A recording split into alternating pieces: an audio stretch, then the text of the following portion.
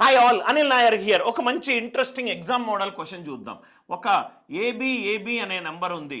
ఈ నంబర్ గనక perfect square వర్గం అవ్వాలి అని అంటే ఏ అండ్ బి ఏ వాల్యూలు తీసుకోవచ్చు. ఇది క్వశ్చన్. కాన్సెప్ట్ చూడండి సార్. బి అనేది యూనిట్స్ ప్లేస్లో ఉంది, ఏ అనేది టెన్స్ ప్లేస్లో ఉంది, బి అనేది హండ్రెడ్స్ ప్లేస్లో ఉంది, ఏ అనేది థౌజండ్స్ ప్లేస్లో ఉన్నది.